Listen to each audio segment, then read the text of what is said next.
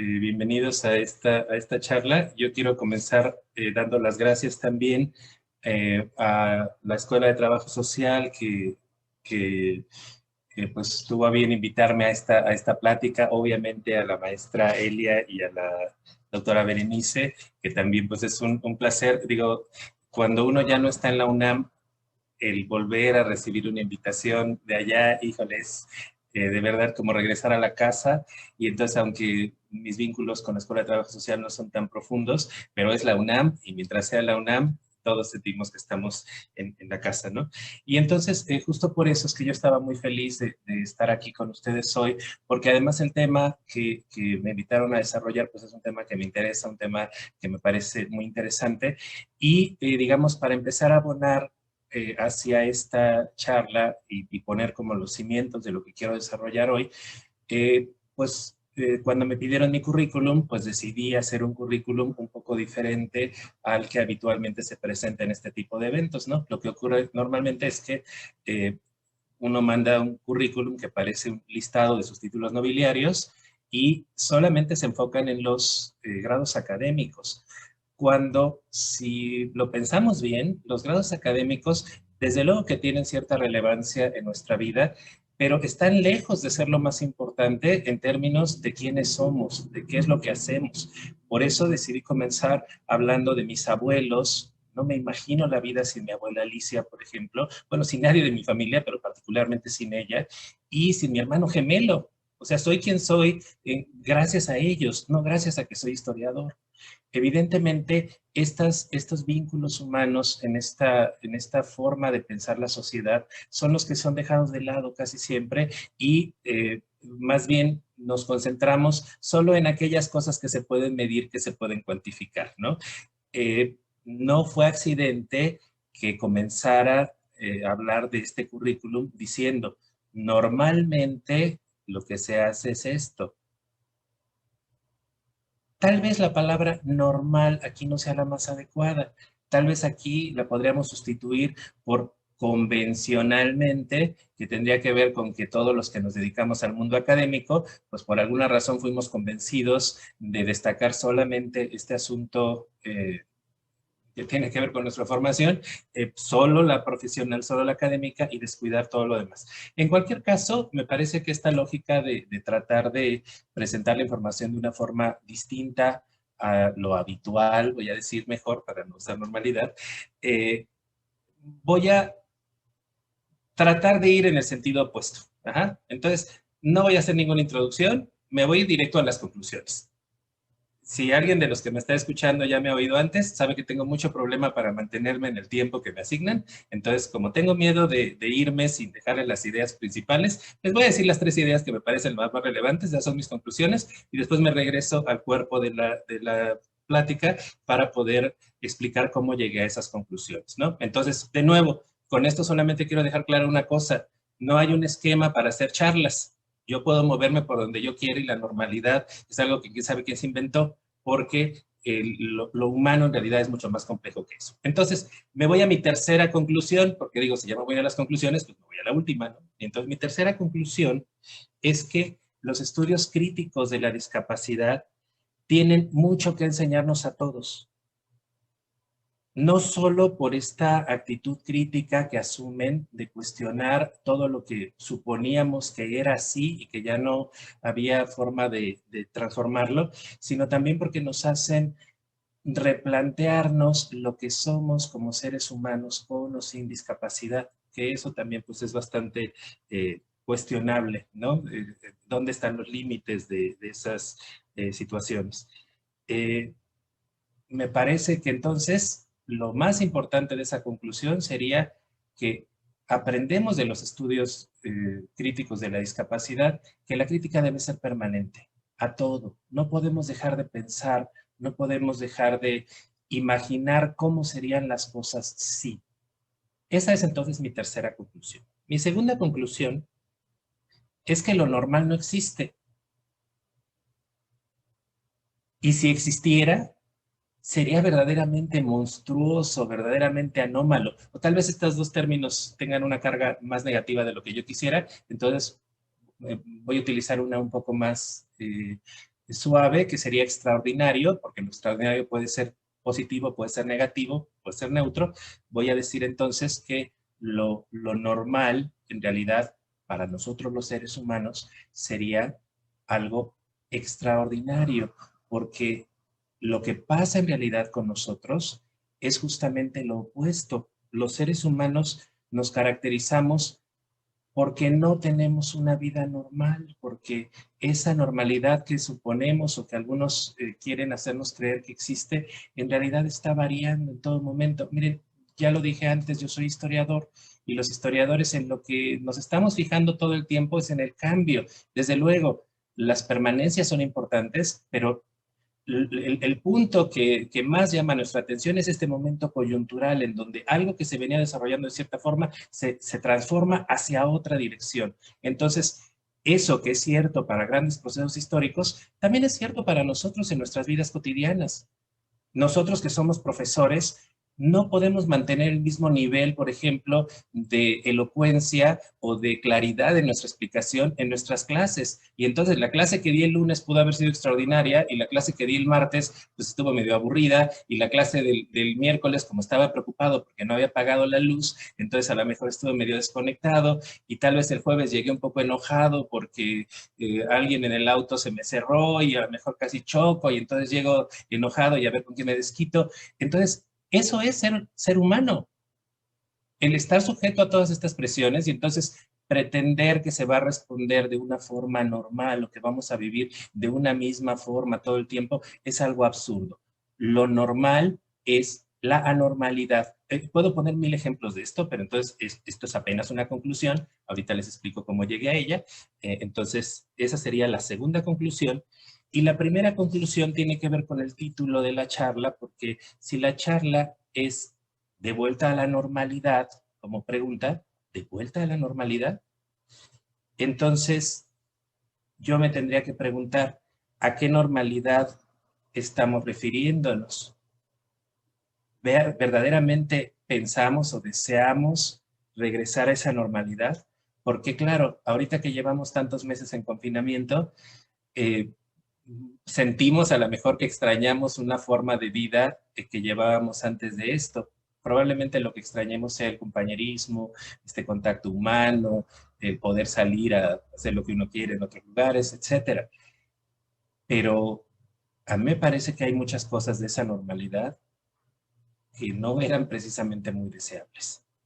Esa normalidad, en muchos sentidos y para muchísimas personas, era horrible. Hay un montón de discriminaciones, hay un montón de olvidos, de invisibilizaciones que no estamos tomando en cuenta y entonces, bueno, si estamos pensando en volver a la normalidad, yo me preguntaría, en primer lugar, ¿a qué normalidad estamos haciendo referencia? Y en segundo lugar, y este sería el punto central de esta primera conclusión, ¿quién se beneficia de esa normalidad? Es decir, ¿quién nos quiere hacer creer que debemos estar buscando una normalidad? Con mis alumnos acá en la universidad. En alguna ocasión lo dije improvisando y ya después me gustó cómo sonó y entonces ahora ya lo ocupo regularmente. Y les pregunto a mis alumnos cuando tienen algún problema para interpretar algún proceso histórico o algún acontecimiento reciente, yo les pregunto simplemente, hay que averiguar quién mató al muerto. ¿Quién mató al muerto? Esa es la clave.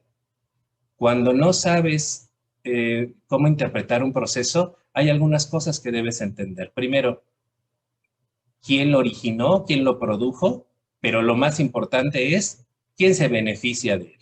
Porque casi siempre, no en todos los casos, pero casi siempre, el que se beneficia de él es el que está detrás moviendo las cosas para que se acomoden. Entonces, si estoy escuchando que hay muchos que quieren volver a la normalidad, pues yo me preguntaría, ¿quién diantres fue el que nos hizo pensar de esa forma? Que hay una normalidad a la que queremos regresar y a la que tendríamos que estar aspirando a volver. Y entonces, para poder construir esta primera conclusión, ¿cómo es que llegué a este punto? Bueno, pues como soy historiador, obviamente tengo que irme hacia el pasado y preguntarme, si lo que quiero averiguar es quién mató al muerto, pues entonces tengo que preguntarme de dónde surgió esta idea de pensar lo humano y lo social, evidentemente, en términos de lo normal y lo anormal.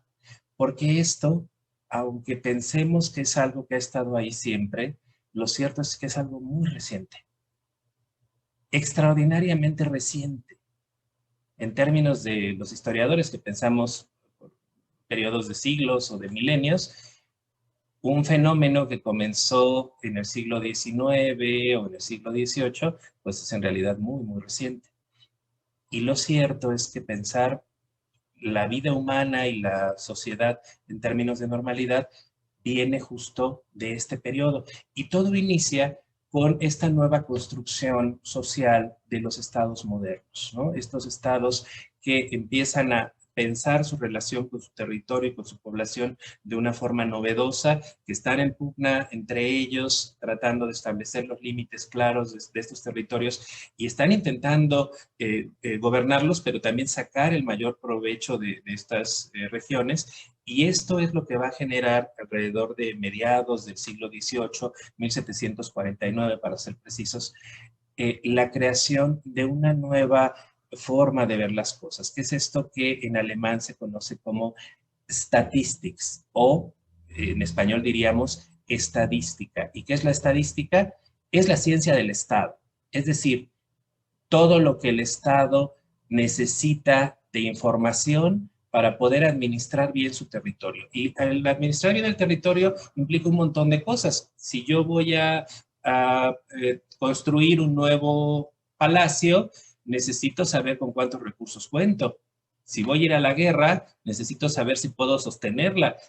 Tengo que conocer a mi población, tengo que conocer los recursos en cuanto a alimentos, en cuanto a todo lo que necesito para poder participar en esto. Entonces, esta nueva perspectiva empieza a hacer algo que no había ocurrido antes en la historia de la humanidad, que es comenzar a contar, a clasificar, a tratar de medir todo y en este proceso cuantificador que comienza pues tratando de calcular cuánto se produce en las cosechas, cuánto territorio realmente es productivo, cuánto de agua tenemos, poco a poco va a empezar a llegar también a las poblaciones. Y entonces, claro, es muy importante conocer esto porque si mi población es de personas bajitas, debiluchas, y vas a tener una guerra cuerpo a cuerpo contra gigantes de 2 metros súper fuertes, pues obviamente estás en una situación de desventaja.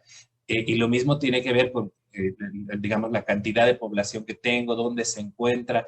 Esto obliga entonces a hacer todas estas mediciones y poco a poco se van a convertir en nuestra manera habitual de ver las cosas. Hacia mediados del siglo XIX, cuando este proceso ya ha avanzado bastante, es que comienzan, según el historiador norteamericano Leonard Davis, comienzan a utilizarse una serie de términos que hoy ya son de lo más comunes y corrientes para todos, que es el término normal o normal, que se empieza a utilizar a partir de 1840, según Davis, norma, que se comenzaría a utilizar, o norm en inglés, que se comenzaría a usar en 1855, y normalidad o normality, que se comenzará a usar en 1849. Es decir, más o menos hacia mediados del siglo XIX, ya esta perspectiva es la que se ha convertido en la dominante. Ya para este momento, un montón de las cosas que pasan en la vida cotidiana se están midiendo. Desde luego no al nivel que se miden hoy, ¿no? Hoy medimos todo. Fíjense, en la mañana estaba pensando, cuando me puse esta camisa, en un buen ejemplo de hasta dónde medimos las cosas. Y bueno, es que es verdaderamente obsceno. O sea, esta camisa trae atrás una serie de numeritos que me indican la talla, que me indican el tamaño del cuello, que me indican el largo de la manga. Entonces, esos números, ¿por qué sé descifrarlos? ¿Por qué sé lo que es una dioptría, por ejemplo, lo que tienen mis lentes? Bueno, porque esta forma de pensar en estos criterios numéricos, lo social y el cuerpo humano, es producto justo de este proceso de normalización.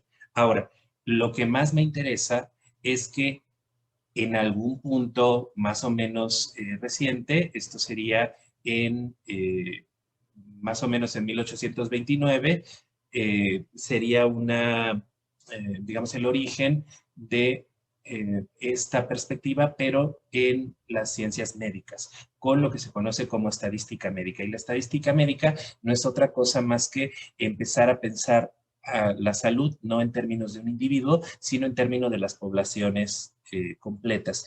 Y esto evidentemente tiene mucho que ver con lo que estamos hablando, porque eventualmente a través de estos cálculos es que se establecerá cómo es la población de un lugar y entonces se decidirá quién entra dentro de este promedio, quién no y quién sí.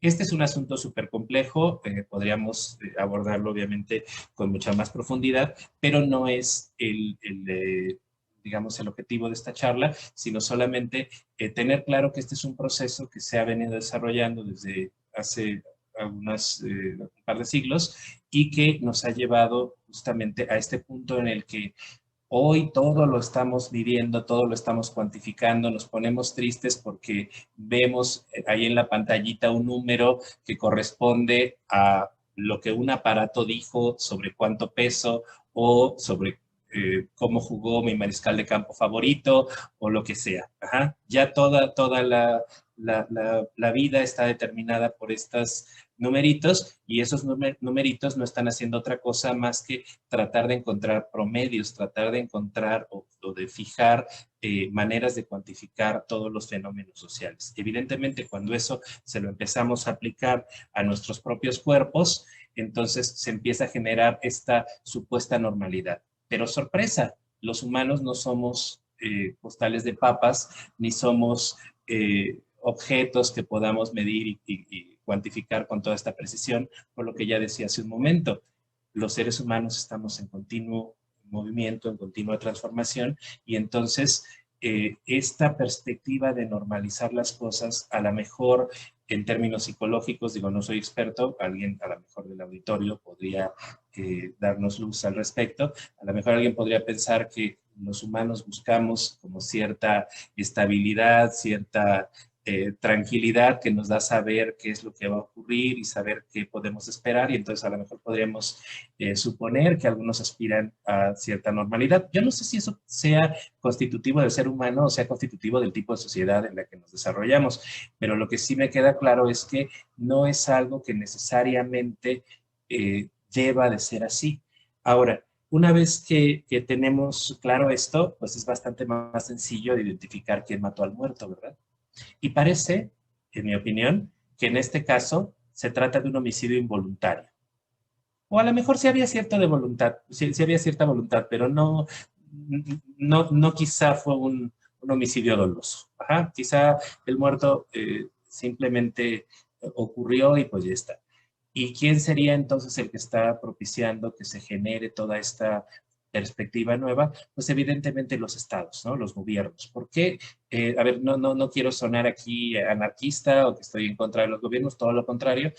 Sin embargo, me parece que es esta lógica social en donde los estados determinan el comportamiento de sus poblaciones y tratan de establecer cierto control de ellas, en donde se van a propiciar estas formas de pensamiento que incluso tienen que ver con la propia discapacidad, ¿no? A final de cuentas, aunque algunos sientan que todo este sistema normativo está planeado para fastidiarles la vida, lo cierto es que en términos históricos, pero también muchas veces en lo cotidiano, en la práctica, todas estas medidas se hacen intentando, digamos, dar lo que estas personas necesitan en materia de educación, diseñar pues, las estrategias de rehabilitación o incluso hacer las adecuaciones para que la persona pueda trabajar o, no sé, conseguir cierto apoyo económico del Estado, etcétera. Entonces, insisto, no necesariamente esto se origina como con una intención de causarle daño a alguien, pero sí claramente se trata de una política de Estado, de una política pública, de una perspectiva de quien administra este territorio, no solo México, sino podríamos hablar de cualquier otro lugar, en donde con esta intención de conseguir una mejor gobernabilidad, se establecen estos criterios de normalización, porque si no, ¿cómo logras administrar todo eso, ¿no? O por lo menos ese es el argumento que se dará desde este punto. Tristemente, es justo esta perspectiva la que ha llevado a favorecer a ciertos sectores y a olvidar a otros.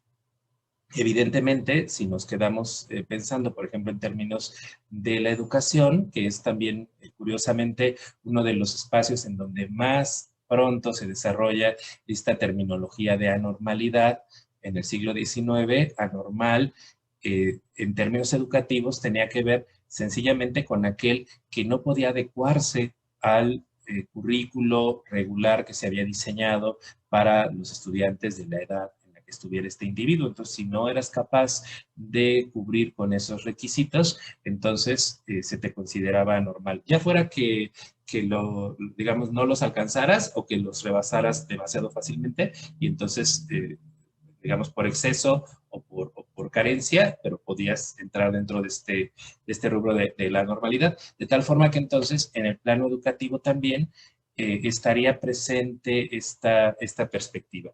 Ahora, eso en cuanto a la primera conclusión.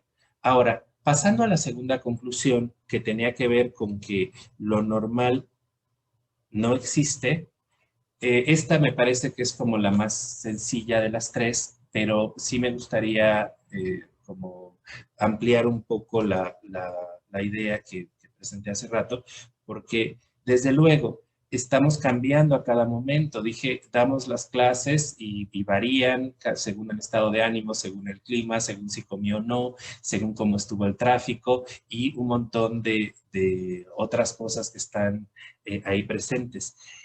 Pero también hay otras cosas que impiden que esta normalidad pueda ser considerada así. Y es que esta noción de normalidad nos hace suponer que las cosas eh, se mantienen estáticas y están ahí como firmes, resistiendo, poderosas, inmutables durante mucho tiempo, que son resistentes al cambio. Y lo cierto es que lo que caracteriza al ser humano es la más completa fragilidad. Esa normalidad, incluso si se diera en algún contexto, incluso si fuera, digamos, a lo mejor no está ocurriendo en la realidad, pero yo tengo la percepción de que sí es así, yo tengo la percepción de que las cosas son normales.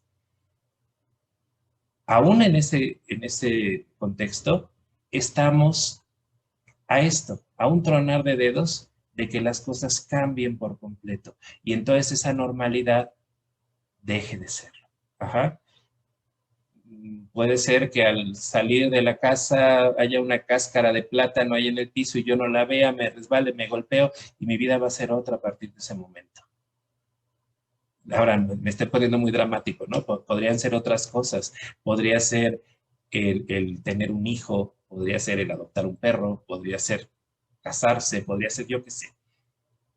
Nuestra vida está transformándose a cada momento y estamos sujetos a una serie de transformaciones. Cuando digo fragilidad no me refiero a algo que tenga que ver con debilidad o algo por el estilo, sino sencillamente a que estamos transformándonos en todo momento, en todas las direcciones. No sabemos hacia dónde vamos, justo porque esa sería, en mi opinión, una de las grandes esencias del ser humano, esta transformación permanente y esta fragilidad también continua. Ahora, una vez que tenemos claro estos dos puntos, entonces ahora sí podemos llegar al tercero, que es el que tiene que ver con los estudios de discapacidad. Y es que a mí me parece que este título que utilizamos para la charla, de vuelta a la normalidad, discusión permanente desde los estudios críticos de la discapacidad, también nos tendrían que hacer pensar en una cosa que me parece que es muy relevante. Algunos piensan que la discapacidad es una desgracia, que la discapacidad es algo que tendríamos que evitar a toda costa, que perjudica no solamente a quien la vive, sino a la sociedad en su conjunto. Y no podría estar más en desacuerdo de esa perspectiva. ¿Por qué? Porque esta perspectiva de la discapacidad justamente nos da un montón de aportes relevantes y uno de ellos, me parece uno de los más destacados, es justamente este asunto de ayudarnos a pensar las cosas desde la fragilidad, a esa normalidad que muchos suponen, que muchos asumen como cierta, como destino prácticamente único de nuestra vida. La discapacidad nos presenta justamente una opción impensada que va por otras vías, que enfatiza este asunto de la fragilidad, de la diversidad, de las otras maneras de ser humano, que son igual de legítimas, igual de valiosas que la de cualquier otro. Por más que algunos quieran suponer que su forma de vida o su cuerpo es el que realmente vale la pena y el de todos los demás es deficiente y no se puede comparar al suyo, lo cierto es que cada experiencia de ser humano es única y vale la pena vivirla porque también en ese tránsito de vivir esa vida es que se genera toda una serie de enseñanzas para los que estén atentos a ellas y estén preparados como para aceptarlas, para vivirlas, para reconocer en ello una enorme riqueza. Y a mí me parece que los estudios críticos de la discapacidad, gracias a esta actitud de todo el tiempo estar cuestionando estas valoraciones, estas normas que a veces ni siquiera sabemos quién las puso o con qué intenciones, nos llevan justo por estas veredas poco exploradas en donde descubrimos toda una serie de cosas maravillosas. Entonces, pensando en esos términos, eh, desde luego que volver a la normalidad, cuando la normalidad lo que hacía era olvidar estos aportes, olvidar a estas personas, cerrar las posibilidades de que ellos puedan florecer desde su propio camino, no solo dado por sus posibilidades, sino, y me parece todavía mucho más relevante que eso, dado por sus propias expectativas, sus propios deseos y sus propias decisiones. Ahora, se habla frecuentemente en los tiempos recientes de una nueva normalidad, ¿no? Eh, Aquí en México, pues se escucha muy seguido, no sé si en otros países el discurso vaya como por el mismo rumbo, pero se escucha mucho este asunto de vamos a regresar a la normalidad, pero esa normalidad no va a ser la que teníamos antes, sino una nueva normalidad. Y a mí me parece que ese discurso es un discurso muy interesante porque aunque está pretendiendo restaurar esa perspectiva de normalidad, lo que hace, si lo pensamos bien, es mostrarnos la debilidad que tiene. Si pensamos en términos de que una normalidad puede ser nueva, pues lo que significa es que la vieja se convirtió en la normal y entonces, si la normalidad o lo que considerábamos normalidad dejó de ser normal y ahora es anormal, significa que todas las normalidades pueden romperse, pueden transformarse, pueden alterarse al punto de convertirse en otra cosa. Y entonces, la reflexión con la que tendría que haber iniciado esta charla, pero con la que la voy a terminar, es justamente esa.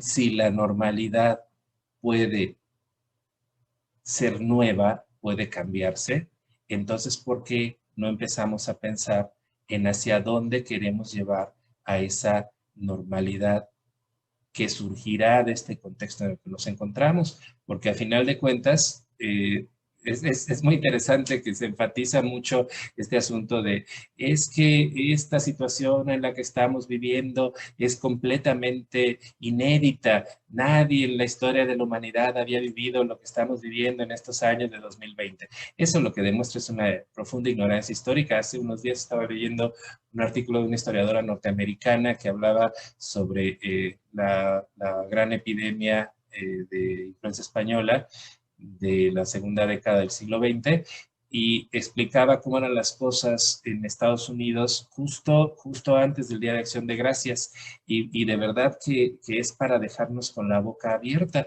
porque resulta que esas medidas que hemos tenido en este año para enfrentar esta situación ya estaban ahí presentes, ¿no? también fueron confinadas las personas, también los niños dejaron de ir a la escuela, también se les pedía primero y después se les obligaba a usar cubrebocas, pero también, y esto es creo muy interesante, la gente comenzó a cansarse de esa situación y después de algunos meses de estar confinados, cuando llegó el momento de las fiestas, específicamente Acción de Gracias y después Navidad, pues toda la gente se olvidó de las protecciones y de todas estas medidas sanitarias y en lo que terminó eso pues fue en un agravamiento de los contagios y que la epidemia se hiciera todavía más incontrolable de lo que estaba entonces. De tal manera que las situaciones humanas probablemente tengan referentes o similitudes en otros momentos y solamente está en nosotros el poder buscarlos para tratar de conseguir perspectivas innovadoras que nos ayuden a pensar esta normalidad que tenemos hoy como algo diferente, como algo que verdaderamente incluya a los demás. Esa normalidad, insisto, y ya con esto cierro, esta normalidad que teníamos antes de que empezara esta pandemia no es una normalidad que me guste, ni que deberíamos estar añorando, ni que quisiéramos regresar.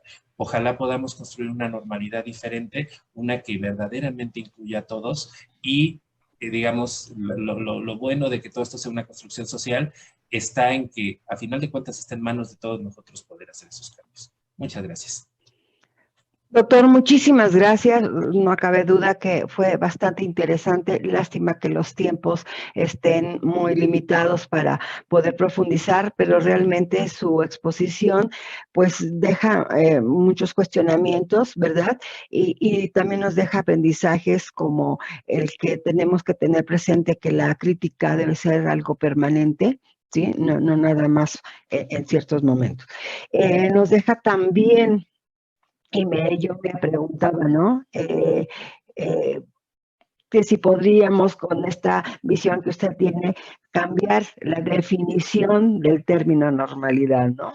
No llevarla como está definida, sino cambiar la definición. Y también nos deja muy sobre la mesa, ¿no? Hacia dónde queremos ahora apuntar de las acciones, sobre todo a los grupos vulnerables, a las personas con discapacidad, en esta nueva normalidad, como usted dice, ¿no? ¿Sí? ¿Qué datos necesita ahora superar, tener presentes para dar esa nueva dirección? Entonces yo creo que es un tema que bien está sobre la mesa y que nos deja esa reflexión. Tenemos algunos comentarios y pedimos a los asistentes, a los que nos escuchan, si tienen algunas preguntas, pues tenemos todavía unos minutitos para que el doctor pueda darnos respuesta, ¿sí? Entre los comentarios, doctor, nos dicen por acá que la normalidad es una construcción social, evidentemente que beneficia a ciertas esferas hegemónicas. Y pregunta a Araceli Salgado, ¿cómo podemos referirnos a una realidad sin recurrir a estos términos de normalidad y anormalidad? Esa es una pregunta. Y la otra, ¿cómo podemos comenzar a cuestionarnos la normalidad?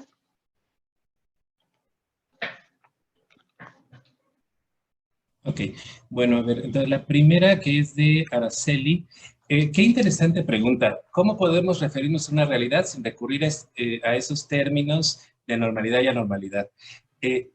La pregunta es bien interesante, pero me parece que la respuesta es un poquito complicada, porque los seres humanos, y esto, de esto somos muy conscientes los historiadores, desde que el gran historiador francés Marc Bloch subrayó este proceso, dijo que teníamos el mal hábito de cambiar las prácticas sociales, cambiar los acontecimientos, pero que nuestras palabras seguían siendo las mismas. Es decir, que las palabras se van resignificando con el tiempo y entonces dejan de hacer referencia a los procesos que están detrás. Hay todos estos deslizamientos semánticos en los términos que de pronto terminan por, a veces, incluso por representar a lo opuesto a lo que se referían al inicio. Y entonces, ¿por qué digo esto si tú nos estás preguntando sobre cómo referirnos a estas situaciones sin recurrir a esos términos, porque a mí me parece que el problema no está en los términos, me parece que está en lo que está detrás de los términos, y esas son las actitudes que tendríamos que estar buscando transformar, porque el término, me pasa mucho cuando me preguntan sobre si está bien decir persona con discapacidad o alguna otra, ¿no? Estas que utilizan en España, de diversidad funcional, cosas por el estilo.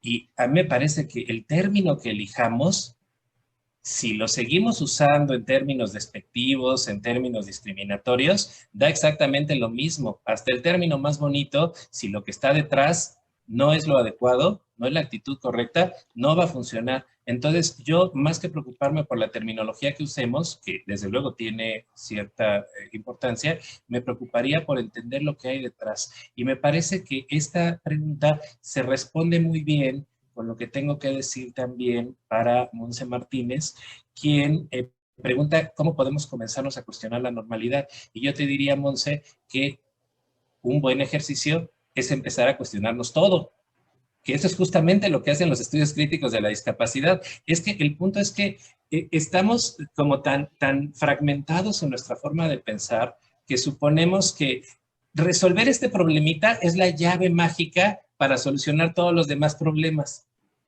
Pero te tengo malas noticias. Si resolvemos ese problemita, resulta que hay otros 70 que están vinculados con ese que no se van a resolver. Entonces, lo que verdaderamente puede traer un cambio es esta actitud verdaderamente de poner en cuestión todo esto. No solo la normalidad, sino toda la forma en la que está construida nuestra socialización, todas las valoraciones que hacemos sobre el otro, porque todas estas están construidas en función de un montón de intereses que lo último que se interesan es en nosotros. Entonces, por eso es que la discusión sobre los términos es interesante, es para algunos académicos, pues es lo que más les gusta porque es lo erudito, es donde muestras qué tan listo eres, pero tristemente es la que menos problemas resuelve. Entonces, yo no me quedaría tanto en ese nivel, o bueno, digo, si alguien quiere quedarse en ese nivel es totalmente respetable, también hace falta, pero me parece que lo que está atrás es lo que más nos debería preocupar. Muchas gracias, doctor. Bueno, creo que abarcó las 3 preguntas que teníamos aquí, ¿no? Cómo comenzar a cuestionarnos y cómo cambiaremos el término de normalidad desde su perspectiva. Sería otra pregunta que todavía tenemos tiempo. Sí, pues tiene que ver con esto que ya señalé, ¿no? Ahora, podríamos seguir utilizando el término si lo resignificáramos, si comprendiéramos que la normalidad en realidad es la diversidad. Si yo uso el término normalidad en ese sentido, me parece que no tendría nada que objetarle, pero el problema es que este cambio de sentido solamente ocurre, digamos, cuando en escala individual uno decide empezar a comprender las cosas de cierta forma, y si logramos sumar a suficientes yos para poder hacer esta transformación, entonces es que se convierte en un proceso más social. Entonces, digamos, queremos cuestionar el término normalidad y las prácticas que están vinculadas con eso. Bueno, pues vamos a empezar a pensarla en términos de algo positivo, ¿no? En términos de esta diversidad humana, que eso sí es algo para celebrarse, sí es algo que nos deja un montón de aprendizajes, y entonces, pues en una de esas ni siquiera tenemos que cambiar el término que no nos gusta ahorita, ¿no? Sí, esto viene en relación al comentario que nos hace Javier Naranjo y nos dice, no somos números ni porcentajes, somos seres humanos que de alguna forma conformamos un sistema de sistemas y tenemos capacidad de adaptabilidad, ¿no? Desde luego. Sí, desde luego. El problema es que como estas valoraciones nos rodean y están atravesándonos todo el tiempo, si nos descuidamos, de pronto ya nos empezamos a pensar también en esos términos, ¿no? O sea, eh, cuando me encuentro con la báscula y empiezo a pensarme en términos de cuánto peso, me queda muy claro que ahí hay una...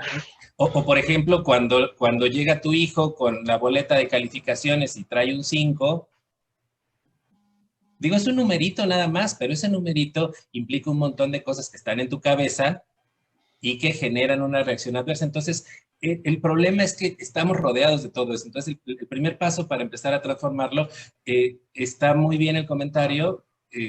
Sí, desde luego, no somos números, pero esto debemos tenerlo presente todo el tiempo y no es tan fácil, ¿no? Entonces, hay que poner atención consciente y estar permanentemente en esa línea. Doctor, y ya por último, para ya cerrar esta interesante charla, la última pregunta que nos llega dice, ¿a qué obstáculos nos enfrentamos cuando comencemos a cuestionarnos justamente el término normalidad? Uy, pues a todos los obstáculos que se te ocurran, porque a final de cuentas, al ser esta la perspectiva dominante,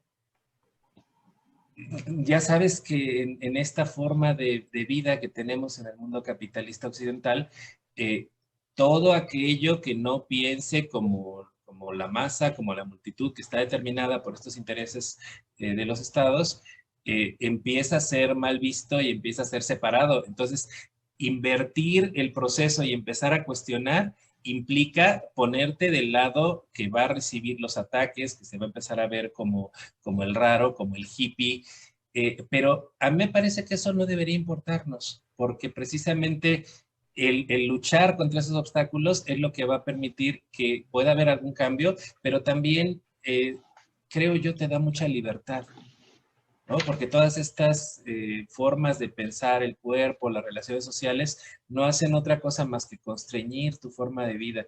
Y cuando logras empezar a fragmentarlas poquito a poco, los obstáculos que tengas que salvar se hacen chiquitos, o sea, son grandototes, pero si lo pones en comparación con los beneficios que obtienes de esa actitud, entonces de ahí vas a sacar la fuerza para enfrentarlos.